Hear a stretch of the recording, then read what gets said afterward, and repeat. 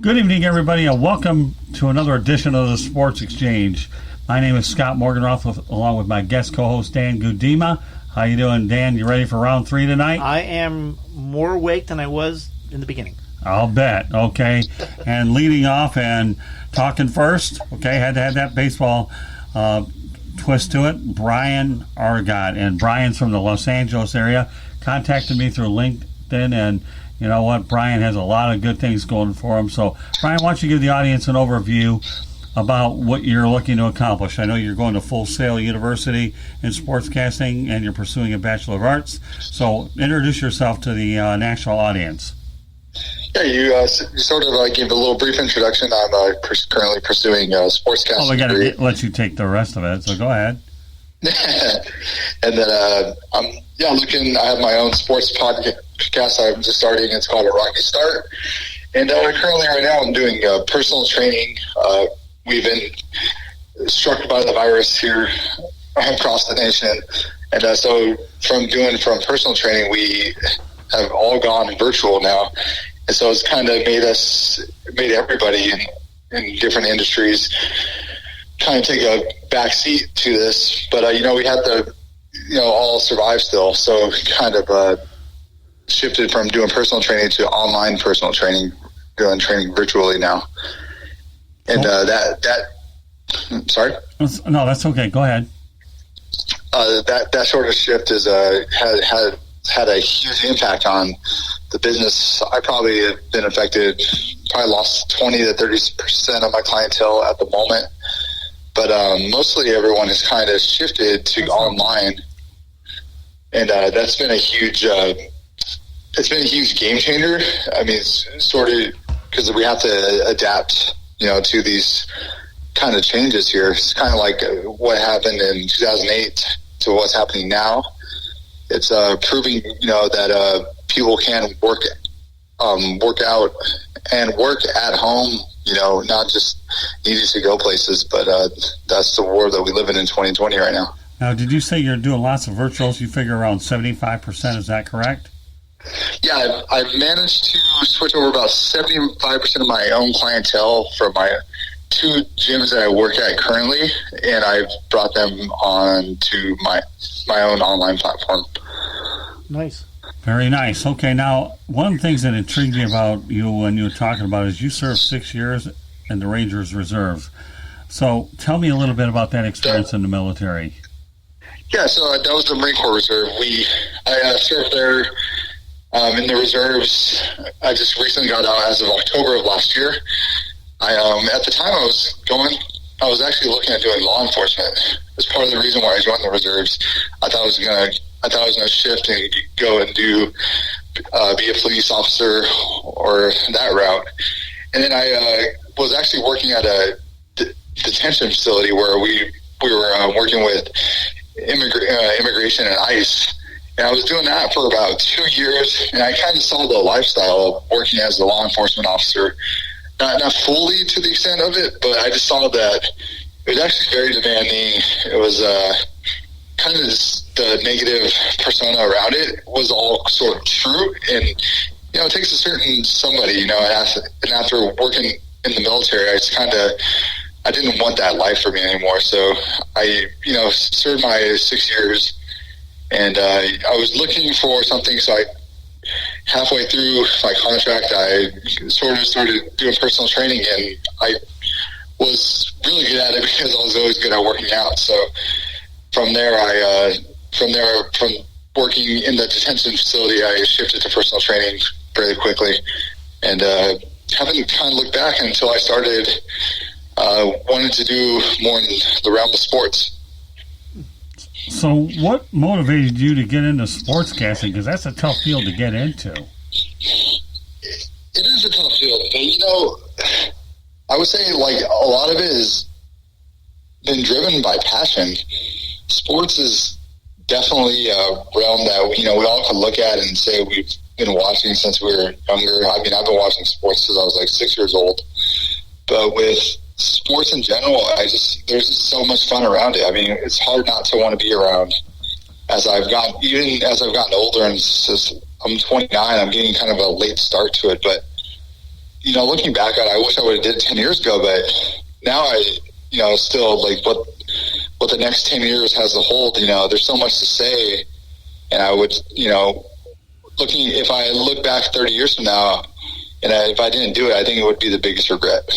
Well, let's face the reality. You live in Los Angeles, and you have an awful lot of teams out there. You guys don't have one of everything. You practically have two of everything.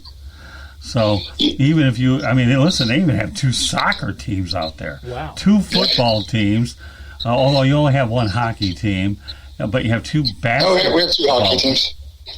Well, that's right, because you have the Ducks. Correct, yeah, you have the Ducks. I don't know why I lost sight of what they're in Anaheim. Yeah, thanks for correcting me there. So think about it. You got two hockey teams with the Ducks and the Kings. You have two basketball teams with the Clippers and the Lakers. Then you have the Dodgers and the Angels. Okay, what else are we missing out? I think Dodgers, Angels, we said it all. Now we have the two football teams who are kind of irrelevant. Yeah, right.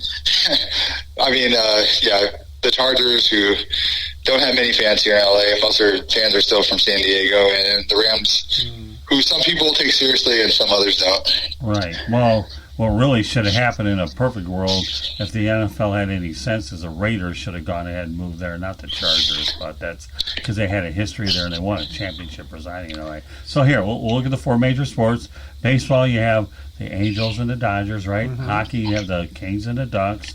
Okay. Basketball, the Lakers and the Clippers. And then you have, in football, the Rams and the Chargers. And for that matter, to make add insult to injury, you have the LA Football Club and then the LA Galaxy, one of which is across the street from the Coliseum. I believe that's the LA Football Club. I remember years ago I saw Celtics and a Clippers game over at the Memorial Coliseum. And of course, they have the Galaxy. And for that matter, you got UCLA and you have USC. So, I mean, too. So, well, my goodness, you'll have plenty of opportunities in sports to practice on, to hone your craft out in that area. I have a question for you, Bryan. So you're doing sports training or coaching or you're doing this work with people. I mean, I was a member of LA Fitness, and of course we can't go right now. So what about, I mean, do any of your clients have kids in school and they're dealing with that and other things that how are they coping, your clients? It's so funny you mentioned, like, I just got this question earlier because I was training two of my clients, their husband and wife, and both their kids are homeschooled now for the rest of the remaining year. Mm-hmm. And I mean, they're totally overwhelmed by it. They have to help them with homework. They have to basically become teachers now. This is what's going on. I have a 10 and 12-year-old. That's why I'm saying that. I mean, it is what it is. Yeah, and I mean, this is the world that we live in for the next few months at least. And I would say that from what they've told me, that the training's helped them out tremendously. Because people, are working out on their own and everything like that, but still at the end of the day, they are looking for someone to keep them accountable for their own health. Of course. And they can't just go to the gym anymore. The only reason I got my wife to the gym is they built an LA Fitness on my corner in South Florida. And then my wife started going with me about a year ago, and this past 6 to 8 months we had been going 3 days a week to the gym, at least, maybe 4. Because after we dropped the kids off at 8 a.m., we'd go to the gym. So we got like a schedule. My wife won't go to the gym without me. But, in the end, I got a Fitbit on my arm. Does that help? Yeah, it does help. It does give you notifications. And I'm trying to get, I mean, I used to be into yoga, and I need to get, I have not rolled out that pad since the coronavirus started. I need to get into it. And does 10,000 steps a day really help? I mean, yes, it does help because it keeps your body active. There's still something about moving every day that us as human beings need. We aren't meant to stare at a TV monitor or a computer screen and sit down all day as human beings. We're still creatures of habit. So I'm not, I wish I could get a better workout. I'm going to definitely get down and start. If I don't start doing yoga soon, I start having back problems. So I'm getting ready for my yoga. But the real question, the real weird thing is I've been hitting like between 10 and 14,000 steps a day. When I get a business call, I like put my hat on, I have a new scarf thing I put on. I get it, and I start walking out the door. So the moment I'm on a phone, I'm trying to maximize my walking time. Does this sound odd? No, not at all. That's actually, I mean, that's fantastic that you do that. I mean, I think a lot more people would be happier doing that if they did that, but instead most people sit down and take the call. So, Bryan, can you imagine this? I have a $20,000 Rolex in my safety deposit box and bought an Apple Watch to replace it. I mean, if that isn't crazy or what, but let's face the reality, okay? The Rolex will hold value. I expect it to, no matter what. And by the way, it's a presidential, okay? And the Apple Watch I've had for the last few years, and I guess the Apple Watch holds value because I can gauge and keep myself honest in terms of move calories. Tell me about move calories on these Apple Watches. Do they really mean anything, or what do they? How many calories do you actually burn off? You know, I would say I'm not too familiar with the move calories on the Apple Watch per se because I'm not familiar with it, but. Right. I would say, like, as far as active calories burning between walking, I mean, you're just doing yourself a favor there already. As far as just if you're walking, either if it's a mile or two or 10,000 steps to 20,000 steps a day, for what? But Bryan, I have everyone is facing the same problem because all my childhood friends from LA, I have a ton of friends from LA because I'm from New Jersey, and New Jersey is little LA. So they all get on the phone with me. And they're all trapped inside, and we're all eating pasta and rice because that's what keeps the longest, right? And beans, and that's what we're doing. We're all just like we're holding steady, but we're just not keeping up right now. And that's my opinion. And what I was going to get to is the fact that I think, everyone, we're all stuck inside, and and we get plastic. You get. You get hit at by people on Twitter and stuff. Oh, why are so many people walking outside? I think that, the real caveat is you got to kind of motivate yourself. There's so much content out there. Sometimes, there's information overload. But with like YouTube and all these other services, fitness platforms offering, free workouts and free online, because they're trying to get as many users as they possibly can because they just simply don't have enough. So many people, so many fitness companies were hit by this virus, and some of them are facing a lot of hardship. But there's a lot of free content out there to consume.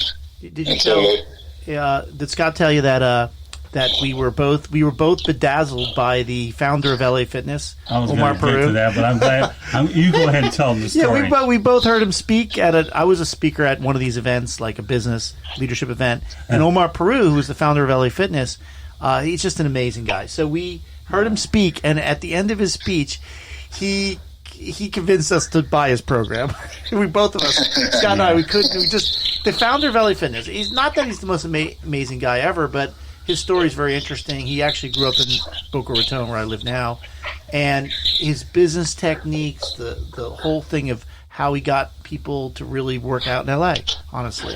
And that's where he started the business. But anyway, we just want to let you know we became his disciples, and now he's our mentor. Let me tell you something, Bryan, okay? Dan and I will get mileage out of Omar. And the thing I've got going and that you're catching on quick, as long as I have this network and this online publication, bring him on here. I'll guarantee you we will get our money out of Omar and then some.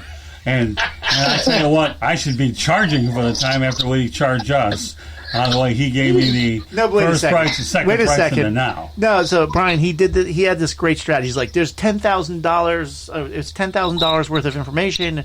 800 hours, all the books, all the things. But normally $5,000, but today $2,000. Usually I charge $1,000. It's a $500 often, but today $300. Let me make it $198. Yeah, or 200, something like that. Whatever it was. So meanwhile, that's the oldest trick in the world sales. We fell for it. Because I thought what he had to offer. You and I are really in it for the business side. Yeah. But I will tell you right now, his do it now strategy is the oldest one on the planet because I use it in the home improvement business and a lot of places. It just so happens. The one thing I guarantee, Bryan, and to you, Dan, okay, since I have more resources than Omar does, okay, I will get my mileage out of it. When he told me that he thought that if you didn't succeed in business or make a profit in 6 months, I told him, you are absolutely out of your mind because you don't know a darn thing about the media business. And then you know what? That guy backtracked as if you had a boxer going up against the ropes, and then I was looking for the TKO. And I guarantee you now, after I told him after the fact, okay, wait till I get you in my studio, and now that Dan and I are joining forces to hammer this guy, Mark. Bryan, you would really enjoy listening to Omar Peru because he starts with like one gym in LA and he gets it to like 600, okay? And he sells the whole thing for like $100 million. And he just does it step by step. He put a tent out in front of a building and he sold pre-sales. He did some stuff that every fitness center does today is based on what he did. And since we made that investment, Bryan, I've told Dan, you better be guarded about how many more of these things we go to because we don't have a bankroll to get involved with too many of these things. But at least I can tell you, I can leverage the Tribune, Broadcasting Network, and the online publication. And I'll tell you, about it. Huh? I don't feel bad about it. I don't either because I'm going to make sure this guy works for every last penny and then some. He's going to wish he didn't deal with the Motor City madmouth. I'm going to tell you right now because I will talk his ear off on the different platforms and he will DELIVER. Okay, so with that said, tell me a little bit more about the personal training because I want to get into some of your sports passion. I have a question about personal training for you, Go Bryan. ahead. So, Bryan, not the personal training. What about your experience in the supplement side or recommendations for diet, or because people are trapped? What are your thoughts there during this period? I mean, I think like you said, people are trapped. Some of the foods are becoming scarce. There's a lot of places that don't have stock for what we are used to eating, and if you go out places, there's lines everywhere. So I think it's about eating, I just think about practicality. Like, we got to be practical in what we're eating. Right now we're all at home, so we're constantly snacking. It's so if you're doing work in the kitchen, like at your kitchen table, stay away from there. That's my number one key right there. I have my own personal garden, Bryan. My wife and I have upped the ante on our little tiny garden. We call it our victory garden, and we got like I know techniques on gardening you wouldn't believe. Like, you can pop things in, they'll regrow and stuff like that, and you can do it inside. You don't have to even do it outside. So a lot of gardening opportunities for people. So Bryan, tell me a little about these infomercials about all these workout things that we probably wouldn't have seen about a month or two ago, but because COVID-19 forced us to do it, everybody seems to be jumping on that bandwagon trying to sell it, whether it's tapes and all the different things that they're trying to throw at us. Oh yeah, I mean, like I said, you're gonna have people doing that. There are these crazy, contraptions and stuff like that. I mean, honestly, do they work? Maybe. Like, are they going to sit there in your garage in a year? Yes. Like that. That's how I see it. But honestly, if you have weights, dumbbells, and everything like that, I mean, you don't even need weights. There's so much content out there to help people work out. And there's a lot of trainers doing virtual training. It's not hard. It's really set up practical. And it's the one thing that people all need right now is accountability. Accountability, like you guys said, with business, there's accountability needed in everything. And I think that's like number one lacking. If people can't work out at home, but they're making excuses on why they're not working out, because it's really easy. If you have an iPhone, you can look up a workout on YouTube in 5 minutes, and you can knock out that workout in 30, 40 minutes. So is this a wave of the future, Bryan? The wave of the future of virtual training? I mean, virtual training's been around for years. I mean, it's starting to get really popular right now because everyone has to stay at home. Right. But I mean, it's definitely the wave of the future, though, because as more people get busier, especially if they work in office jobs, I know CEOs and stuff like that work out in their office from virtual trainers, because sometimes it's too hard to work out in the morning for some people because they're too busy. So on their lunch break, they're working out for 30, 45 minutes with their virtual trainer. And that makes it a lot more simpler for people. It's definitely time consuming to put on workout clothes, go to the gym, work out, and drive back home, get ready to go to work. So some people have their virtual trainers ready to go. And maybe it's like, say if you have to deal with at 8 a.m. and you have a virtual trainer and you hop on a call at 6 a.m. and you're done with your workout at 7, you're already home, you're ready to shower, and you go. So I guess you're saying that COVID-19 has actually put virtual training on the map, even though it was already there anyhow. But obviously, times have changed, and we're all looking for a way to burn energy, all this stress. We're all caged lions, basically. Yes, pretty much. Well, what can I tell you? Dan, you want to ask me another question about this? I want to go into some sports things. Whatever. Yeah, just what are your thoughts on yoga in general? Oh, I love it. I can't say enough about it. The amount that we need to stretch and everything like that, core stability and everything, yoga is. I mean, next to weight training, they're both neck and neck. Yeah. I mean, people have been incorporating yoga for years. Derek Jeter. I mean, remember I didn't know anything about yoga, but when he came out about 2009, or as he was getting older, he was talking about yoga. I was like, what the heck is this? But, Jeter was mentioning it then, and, how it helped change his second half of his career. So, yeah. I mean, yoga definitely says a lot. I had hurt my back 20 years ago. Well, I'm a software developer, just to let you know, and part of my career. And that's, developers have to spend so much time at the computer. It sucks. This weekend, I'm probably going to work 8 hours at my computer. So I found, after I hurt my back, I went to a chiropractor. And I don't go anymore, but I went and they taught me. There was a really good chiropractor who taught me a lot about my back. And then I went to my first yoga class maybe within 6 months, and the yoga instructor told me her father was a chiropractor, and he told her, you don't need to go to a chiropractor, just do yoga. So I started doing yoga. Now, 20 years later, if I stop doing it for 2 or 3 months, the last 2 months in COVID stuff, eventually I'll start having back pain. But once I start up the yoga again, I have enough routines memorized, so I can do my thing. But as far as the gym, my wife and I were going to the gym, and I have a bad knee too, so I have to do the elliptical. I have to do it. I can't run. I can't run anymore. I'm 55, and that knee is missing cartilage. But the elliptical has not been a problem for me. And now my biggest issue during this whole thing is I can't seem to get my bike out and start the bike. But the walking, I just wonder about the walking. Is it really that useful? My father is 83, walks every day 3 to 5 miles a day, religiously for the last 25 years. My father. And that's where you hit it on the head, on the hammer on the head. It improves longevity. It does. I mean, you can look at. Have you ever seen older people and they slouch forward and stuff like that? Oh my God! See, we live in a retirement area in South Florida. I once walked into a Subway, and there were 2 guys who were friends in front of me. I'd say they were both in their mid-80s, and one guy was hunched over, had a hunchback, whatever, and the other friend of his had a stroke and had one shoulder lifted up. You know what I'm saying? The 2 of them were in bad shape. And I look at that, I'm like, you know what? I don't care if I go broke. I'm not sitting at a computer.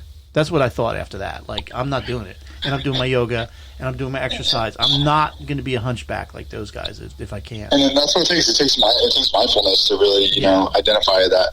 I feel bad for them. I can tell they were accountants, they were programmers, they did whatever they did, and it was damaging. I mean, that career was damaging. And it's the life of a software developer is not good. I'll just say that. You lose curvature in your neck. There's all kinds of problems. I've been able to keep away from serious problems. I have a programmer cousin who's had to saw. He had to have them saw down his neck bone recently so the vertebrae don't touch. Stuff like that. All right, so Bryan, I have a quick question, then I got a couple sports things I want to throw at you before we wrap up the segment. First of all, how many times a week do you recommend somebody work out a week? And then that's the first question. Then the next question is how many times should they use a weight and how many times do they do cardio? That way, for all those people that are listening, they should give them an overall idea what the workout should. Because I know you don't want to overdo it, otherwise you run into medical issues. So go ahead, then we'll get on to some sports questions really quickly. Right. I mean, it's definitely I would say 4 to 5 times a week. I mean, whether it's you're doing weight training 3 days, doing cardio 2 days. Like you said, I mean, some people, as Dan was mentioning, he has a knee problem. You don't. People think cardio, people think running. It doesn't have to be that way. It could be elliptical. It could be it could be walking. It could be walking up a hill where something different to where it's not so high impact. There's so much stuff out there that where it doesn't necessarily have to be this big group class or anything like that. People just create these obstacles in their own mind where they think that it has to be this high intense workout. I do love high intense workouts. That's what I mainly do, but it doesn't always have to be like that. I think, 30, 45 minutes a day, having a rest day, even still, there's still active rest, walking, hiking, anything like that is always essential. But I always think moving daily is essential in our everyday lives. Like, I don't think we should be, always cooped up inside. I think, like, even walking in the morning improves our positivity and overall happiness mentally as well. Okay, let's go over a couple more things. Obviously, you told me yesterday when we spoke that your favorite sports are football, baseball, NBA, and boxing, and that you're looking to become a writer over the South Florida Tribune. We look forward to that. So, why do you like these 4 sports? And then we'll wrap it up on your favorite teams. It's simple. I've just been a sports fan since I was young. I've always loved the competitiveness. I was a nerd about it all. My dad he used to have the boxing fights on all the time when I was a kid. It's a big reason I like boxing. And then I just sort of grew into collecting football, baseball, and basketball cards. And I wasn't a fan of teams when I was really young. I grew onto teams later, probably I started watching sports when I was about 6, but I didn't become a fan of teams until later. I was a big Vince Carter and Rasheed Wallace fan. Rasheed Wallace is why I became a Pistons fan. Mm-hmm. John Van McNabb was the reason I became an Eagles fan, and then a Mets fan. I guess I didn't watch as much baseball when I was younger. I grew on it later, right. But I became a Mets fan because my brother was a Yankees fan, and we played them in the 2000 Subway Series. Yeah. Yeah, that's interesting. When you told me the other day you were a New York Mets fan, a Philadelphia Eagles fan, Detroit Pistons. Boy, I could definitely tell you the Pistons played a lot of great basketball.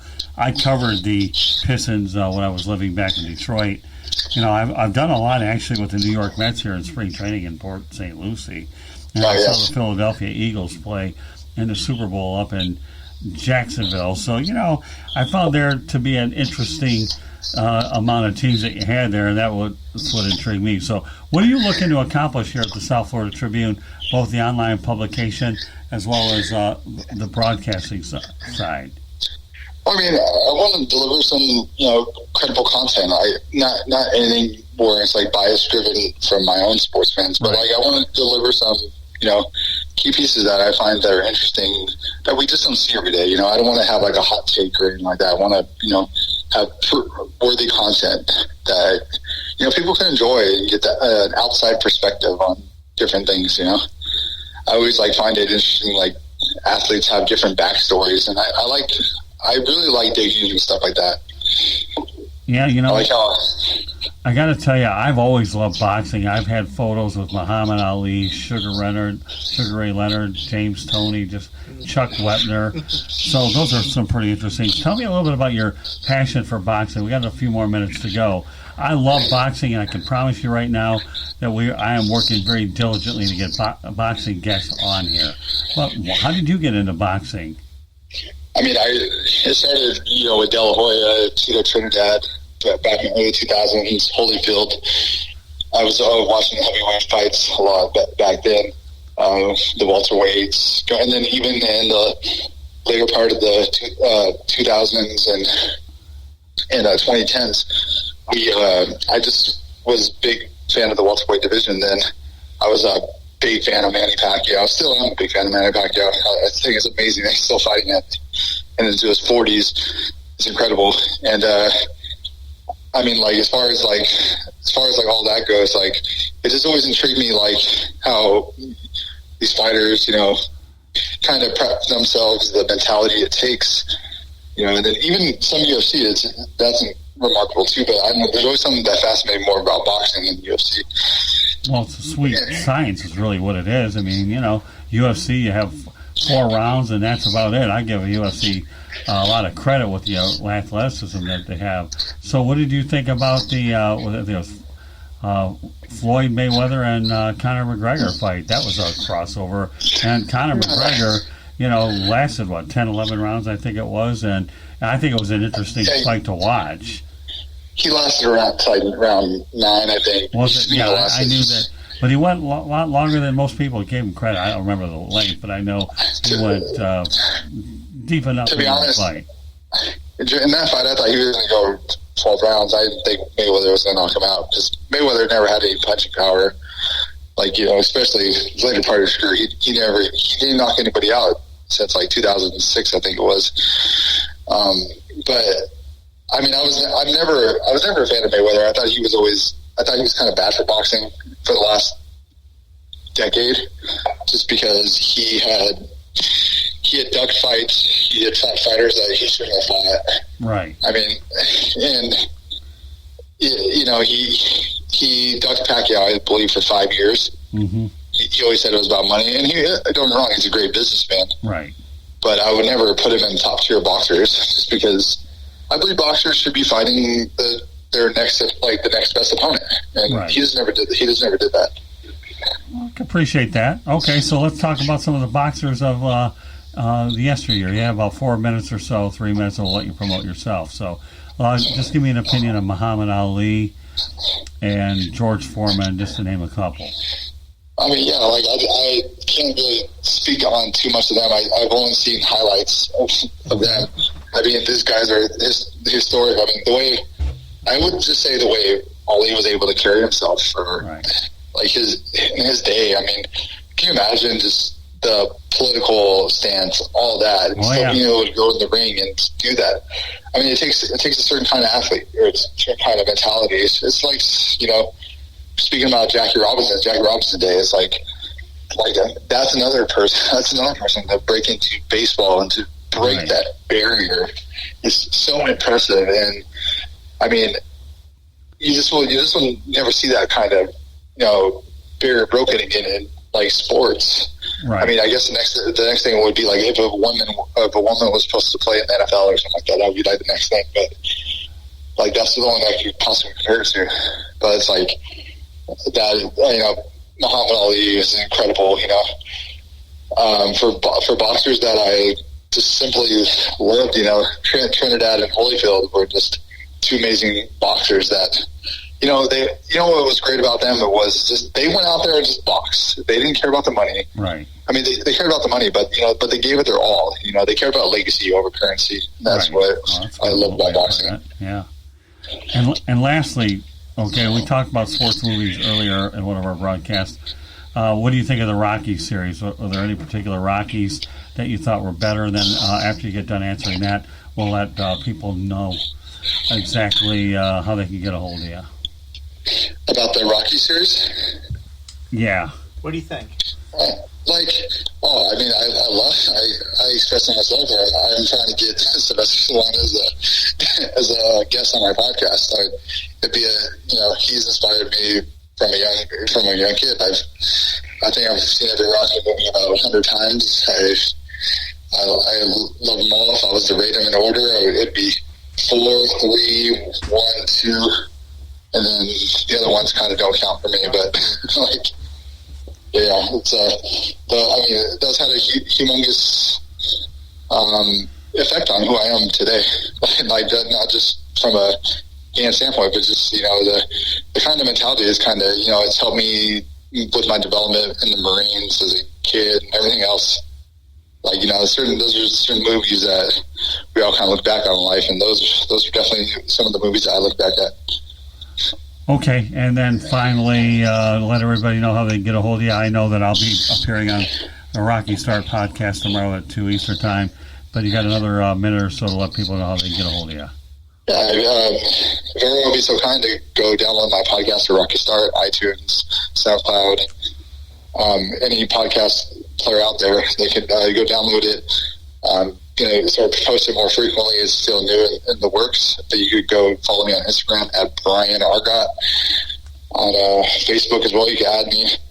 And if you're also interested in online virtual training, please feel free to contact me at bryanargott@gmail.com. I would, I know during this time it's really rough for a lot of Americans, but I have a lot of friendly rates, and I will guarantee to give you a friendly rate more than other trainers out there. Hey, can you spell out your Gmail address? Yeah, of course. It's BRYANARGOTT ARGOTT@gmail.com. BryanArgott@gmail.com. Very good. Well, Bryan, we appreciate you coming on the broadcast tonight, and I look forward to coming on yours tomorrow. Have a good night. Cool. Thank you so much, you guys. Anything else you want to add before you go off? Was there anything else you want to add? No, thanks. I appreciate your guys' time so much today. It's been a pleasure. Trust me, the pleasure's all ours, and thanks for all the pointers you gave a lot of us. We'll have to think about that for sure. So, all right. Thank you, gentlemen. You bet. We'll talk to you tomorrow. Have a great day. Sure. Bye.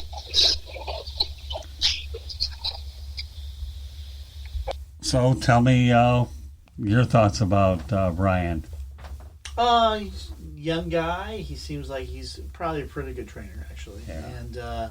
And he's going through broadcasting training, and that's interesting. Yeah. It's funny. My father had a good friend who passed away a long time ago, who was an HR expert for Procter and Gamble, like a big corporation. And this HR expert said, maybe it was Revlon.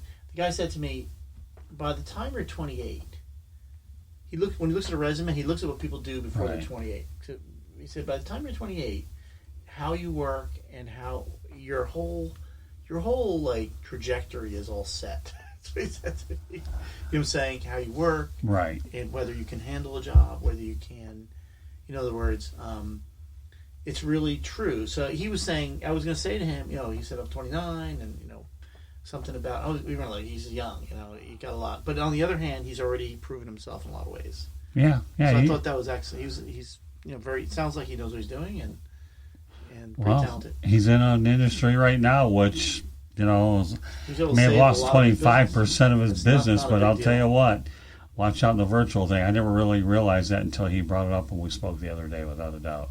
So our next guest, South Florida Tribune correspondent Damon Knight. He's from my hometown of Detroit, Dan, and he's a very passionate young guy who's a regular contributor and sends a lot of content. So, and he was recommended to me by a former employer of mine. My first job was actually in a Highland House, which is a restaurant in Highland, Michigan. Okay. If you don't want to know where Highland, Michigan is, it's about 30 minutes actually. From Detroit? North of Pontiac. Okay. Off of M59. And Damon's a great kid, and we love having him on for sure. And he's just one of those kinds of kids that, he's, again, we like to bring established people on here for sure. Mm-hmm. But I like certain guys that have the passion, the energy to develop. And Damon is one of the nicest kids you will ever get. I'm glad it works out tonight that you'll have a chance. Just so you know, folks, this broadcast really is titled Next Gen, is what it is. Mm-hmm. The wave of the future was some of the ones that we're able to bring on here. And, gotcha. And I can tell you right now, my first impression of Bryan, who I got to know the other day, was good. Mm-hmm. And you guys will be impressed with Damon Knight. Just before Damon calls, you're listening to the South Florida Tribune Broadcasting Network. You can go ahead and go to our website, www.southfloridatribune.com. We have affiliate columns. We have contributors' writings. The affiliate columns are the media distribution partners that send us material, as well as the contributors that are those columnists per se. And, you can hear our broadcast on Apple Podcasts, Spreaker, Spotify, iHeartRadio, Google, just to name a few of the big ones. The shows on the network are the Sports Exchange and South Florida Tribune podcast, for which you were on earlier. Mm-hmm. Motorman and Rude Dog with Rudy Reyes, Motor Mouth and Wild Bill Winters, which was our first one. Mm-hmm. The Real and the Rare, another one of my young guys, Xavier McKnight. We do that a couple Fridays a month.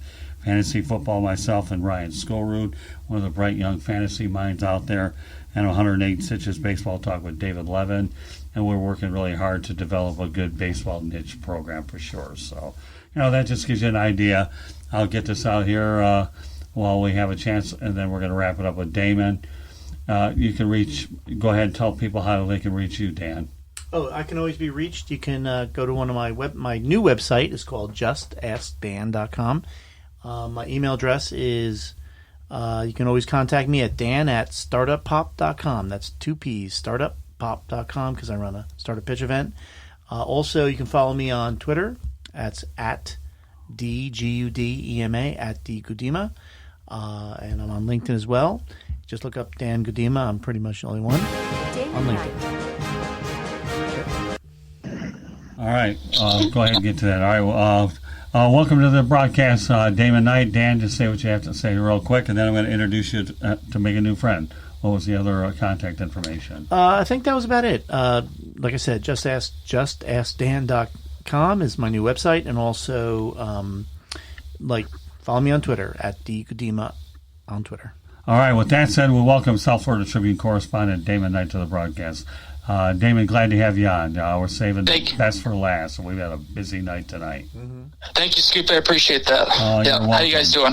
Great. Oh, we're doing great. Thank you. All right, so you're going to be talking a little bit of National Football League tonight, aren't you? We're not going to put you on with one, but we're going to talk about two items. So fire away there, Damon. Yeah, so my first subject is Christian McCaffrey. He just signed a huge deal, which makes him the highest-paid running back in the National Football League. It's a 4-year, $64 million deal. He's making $16 million per year. That's highest amongst other running backs, such as Ezekiel Elliott, who's making $15 million per year. And then Jets, Le'Veon Bell, $14.1 million. So it's a massive payday for a talent like him, and he's well-deserving. He's such a great athlete, a great running back on the field, and he leads his team very well. You know, I got to say one thing about Christian McCaffrey, and I mean this in a very objective way. It's very rare to find running backs that are Caucasian that are able to perform at a high level. Since a lot of them are exactly not that. But, you know, he's with a franchise that believes in him. And, you know, he's definitely put up some great numbers the last few years, so he's definitely deserving of the pay raise. And I credit the Panthers for wanting to keep him in the fold for as long as they do. I really, really do. And I think that's credit to Christian. And I also, Matt Rule is trying to identify some of his core players, and I'm glad the Panthers locked him up. What are your thoughts about him? Exact same thing. He's such a great talent. You just said he's Caucasian. You really don't see a whole lot of running backs his color doing what he's doing in the NFL. And you're right about his stats. He had 2,392 yards last season with 19 touchdowns. You know, that's crazy. And his offensive production is what they center around. You know, 98% of their plays is through him, so he's just productive, and to keep him around is going to be huge for their success going forward. And then they have to replace Cam Newton. You know, that's going to be tough, but I think they'll get the job done. Yeah, I mean, I like McCaffrey. I as much as I could care less about fantasy football, when I'm in my family league and I got a guy who's a tech guy like you, okay, Todd Shepik. And he had McCaffrey. I was on the wrong end of some of those games, you know, because this guy is that good. But, you know, I think what's crazy about fantasy football, not always the smartest people win. It's the luckiest ones that do it, which is why I really have a hard time with the sport. And I question whether I'll be involved with it this year because I got too many other things. I don't have time to look at fantasy. I'm an old school believer of real. What are your thoughts about fantasy football, Dan? Well, I like going to football games. I know tons of people who've done fantasy footballs over the years. The closest I've gotten is like a fantasy basketball. I've been pulled into that, and you know, basketball is a little more my thing. Yeah, you know what? I would try it. I would actually get into it, but 2 kids, 2 jobs, you know, writer, speaker. Not your game, man. Not my That's game. all I can tell you. Fantasy, and you know, Damon, as you get to know Dan, he'll tell you a little bit about himself before you get off the air, because this guy here is as technically savvy as I've seen. I'll talk my brother-in-law, Todd Shepik, who's in a class by himself anyways. But I mean, more like tech startups, one of my areas. Yeah, so why don't you give Damon a brief overview about what you do? Yeah, so Damon, I'm a software developer. I'm also a writer. I've written like 5 books on online marketing, online tech, about startups and technology. And for the last 19 years, I've been a partner in the largest dating event company. And I built all the technology behind it, the largest speed dating company. That company is going through, you know, obviously we had to cancel our events. So my income kind of went bling down the tubes now. We're taking them to a virtual level. I'm actually, you know, I keep telling my wife I'm not going to get involved in new stuff, but years ago there used to be a real job for me, but that kind of ended, and now I'm on the board of 5 different technology companies, everything from mobile app provider to a new wine company that is very interesting. Integrate and I have an MBA as well, so I'm technical with programming. I have an MBA. I have a lot of background. You know, the one thing I don't do right now during this whole coronavirus, I was talking earlier with Scott about how realistically we're at a point where during this period, startup people are going through gut reactions. You know, during upheavals is when there's opportunity, right? During change, this is like a major opportunity period. And I've been experimenting. I've done 12 video webinars in the last 2 weeks. I've done a lot of stuff. And I came up with a great idea for Scott earlier, having to do with, you know, and then the other thing going on, Damien, is right now there's 5 tech companies, you know, Apple, Google, Facebook, and I also threw Comcast in there. There's like 4 or 5 companies controlling everything, and they're not that innovative anymore. Like, for instance, when I watch my team, which is the University of Maryland, play either football or basketball, I'm an alumni, there's no real interactivity. Where's the interactivity? So technology has not advanced in 20 years. That's my opinion, over the last 15 years at least. So, in other words, I'm watching TV. Like, I was saying to Scoop here that, like, all we got to do is run a Zoom call. I've done like 20 in the last 2 weeks. We can run a Zoom call during a football game and have a bunch of people chatting about it, and that's innovation right there. So we're in the late. Believe it or not, I mean, tech has moved ahead, but innovation hasn't. There's a lot of stifling. You know, Amazon is all about keeping everybody else out now. Google, because of Google, hundreds of startups have not been funded because of Google, in my opinion. Because if you wanted to do a startup about mapping in an app, they won't fund you because of Google. So, and then in each area, there's a lot of barriers right now. Okay, there's a lot of money and capital for technology, and I'm in the middle of one startup where we've just gotten a multi-million-dollar deal, but there's reasons why we haven't closed it yet. But what I'm saying is we're at a pivot point, and Zoom is like the greatest tech example right now of a company that came out of nowhere, and they're not the best, but they're leading. They just came out of nowhere. And that is not what Microsoft and Google want to have happen, you know?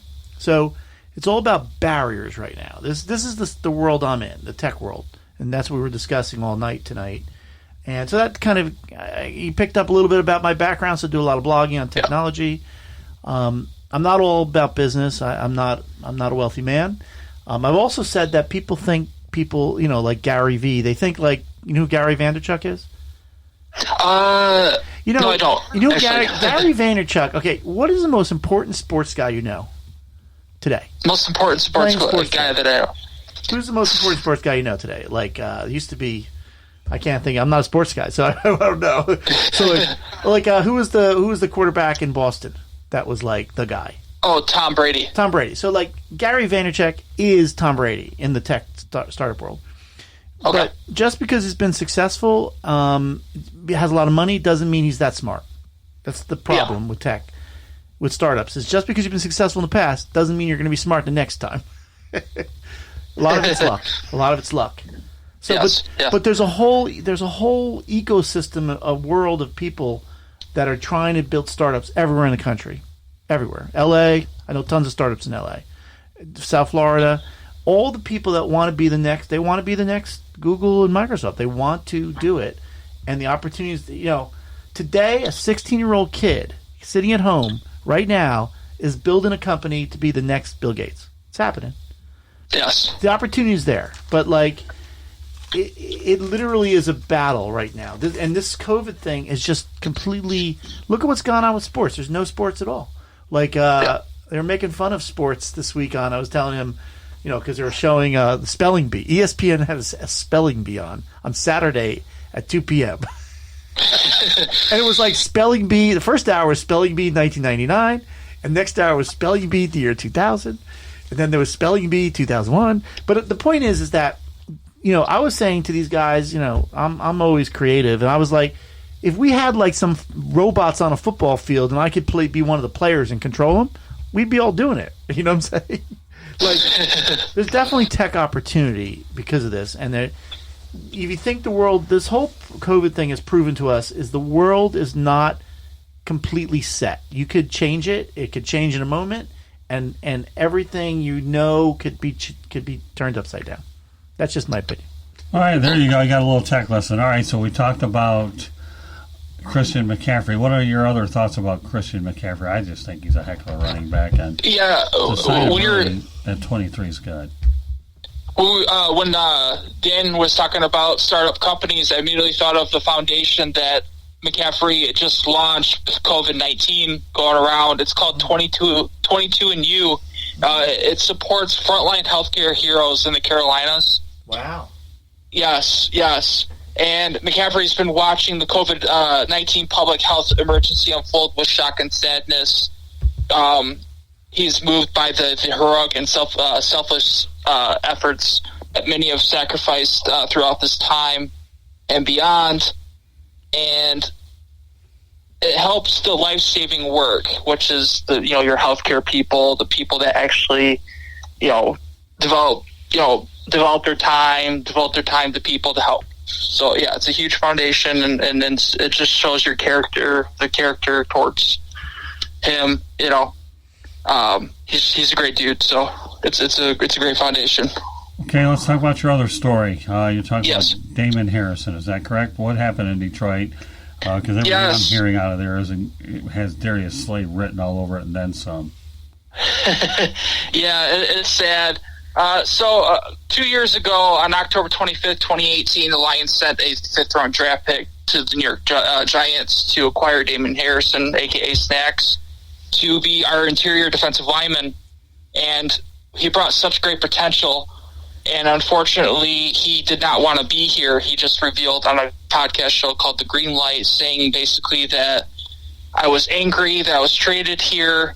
It was nothing against the fans or the city of Detroit. He just didn't see himself being here for the next amount of years for his career to end there. So he decided to reveal that. And then, he got injured with constant pain, legs, all over his body, to the point where he had to stop this year. And then he's contemplating retirement.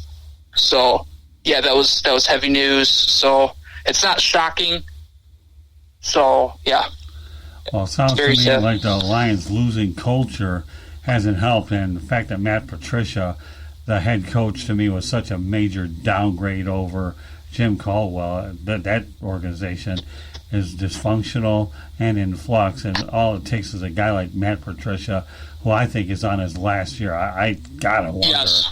In my opinion, I would even wonder if they get off to a horrible start, whether he even makes it through the middle of the year, but because they're wasting away Matt Stafford's career.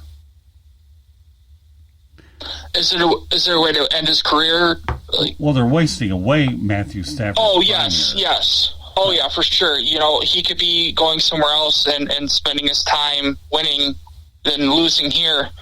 But I like the way he's stuck in there. He hasn't given up. And it's sad, but you want a guy leading your team like that. They need to get more support around him. Guys that actually want to be here. They're committed to winning. They got to take it more seriously than they are. People are getting impatient with Patricia and Quinn. Quinn's constantly made bad decisions with trading Diggs away. I didn't quite understand that either. Right. Patricia's trying to turn us into something that we're not. We're not robots, going on the practice field and then doing it on the field, Well, I thought he was a bad hire in the first place. Sorry.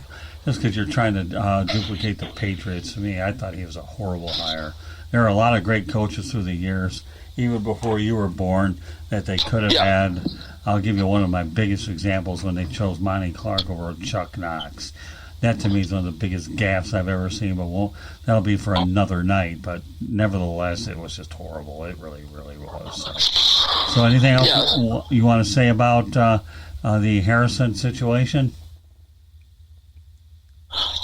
It's just a big disappointment, man. Like you thought that he was just going to bring a different type of culture here, and it just turns out that it's just nothing but the same. And so it's just you wish the boat go on a different sail, and it's not. So, well, you've had two prominent players in the last couple of weeks between Harrison, Bolton, and saying the things that he said. I think it happened in February, and Darius Slay, which I thought was we had a Boston columnist on last week, and he just could not believe everything that Slay was saying about Matt Patricia. I mean, that to me, and this Boston guy that we had last week, his name is Steve Ballestieri. He gave us a lot of good insights about Patricia, not only when he was with the Patriots, but the fact that the Lions have brought a lot of those guys in. So what can I tell you? I just think that you hate to see these things happen because it doesn't help the culture and the ability to recruit free agents as well. So I don't know, bad omen. So, anything else you want to add, Damon? No, that's pretty much it. Yeah. All right. So, with that said, Damon, why don't you let everybody know how they can get a hold of you, and of course, the two stories. Why don't you remind everybody else again what you sent to the South Florida Tribune, and then we'll go into that. All right. Okay. Cool. Yeah. Sounds good. Yeah. So my subjects are Christian McCaffrey and his new contract, and then the unfortunate reaction of Damon Harrison's time in Detroit. You can find those stories on Twitter at Damon capital DAMON and KN1993, and then on Facebook Damon Knight. You'll find me with a microphone and headphones, and then at the SouthFloridaTribune.com under Damon Knight. And you also, have a education from Specs Howard Broadcasting. Yes. And you're also a member of Detroit Sports Media, which I'm glad you're in there. Hopefully you'll make the best of that thing as well. And, we appreciate everything you've done. And also let them know the radio station that you work with as well. Yes, WMZ 103.5. Very good. So, yeah. Meanwhile, before we wrap up the broadcast, I want to go over a couple more last-minute things here. You can follow the South Florida Tribune Broadcasting Network on www.southfloridatribune.com. My personal Twitter account is Scoop with 5 3s, and also at Tribune South. These broadcasts can be heard on Apple Podcasts, Spreaker, Spotify, iHeartRadio, Google Podcasts, and there are a few other ones worth taking note. CastBox, Podcast Addict, Deezer, and Podchaser. You can reach us on social media. I have a YouTube channel, the South Florida Tribune, and I mentioned the Twitter accounts, right, Dan? Mm-hmm. I did mention them. You can follow us up on Facebook, SouthFloridaTribune.com, and and Instagram, South Florida Tribune as well. So it's been a great night for us here. We've had 3 great shows. We started off with Motor Mouth and Wild Bill Winters. We had our own broadcast stand talking about startups, and then we wrap it up with our next gen version here of the Sports Exchange. So, Damon, once again, great work for us tonight. Glad to have you on. We'll look forward to bringing you on real soon. So, meanwhile, Dan, what do you think your first night here going through the triple header? Oh, for me, it's been real interesting for me because I'm not like a hardcore sports guy, but I fit in somehow. It's been interesting. I'm being like your, I'm bringing. I'm from a different you're my world. co-host tonight. Well, I was shocked. I had seen every one of those sports movies. Right. Well, that's okay. But you fit in all the way around. Okay. And we should point out to everybody before we get off the air that we hope you had an opportunity to feel that we're good entertainment for you during a crisis, which a lot of people are looking for a deviation. And I guess I can speak for all of us that we hope that you be safe, stay at home, practice social distancing, and we also have to recognize the first responders because right now these people are working very, very hard to keep a lot of us safe because this pandemic is like nothing that we've ever had to deal with before, and we don't know when sports are going to get started. So at times like this, I feel like it's our responsibility to take it to such a level right now that we have got to do the best we can to make sure we have the best guests possible, and I'm working diligently to do that. And, let me tell you, our job is a lot more difficult because we don't have sports events to attend. Next Thursday, I should have been up in Jacksonville, but unfortunately I can't get up there because this draft is virtual. Damon, do you have any predictions about who you think the Lions will take in the first round before we sign off? Yes, I think Jeff Okuda. I think he's the legit pick for that pick to replace Darius Slay. He's a really good cover corner. We need something like that. We need a defensive leader. I would take Chase Young second if there's a possibility that he's there. But other than that, yeah, just Jeff Okuda. Yeah, I don't think Chase Young gets past the Washington Redskins. So, all right, guys, we're going to wrap it up tonight. So, meanwhile, good night, everybody. Thanks, Scoop. Yep. Have a good night.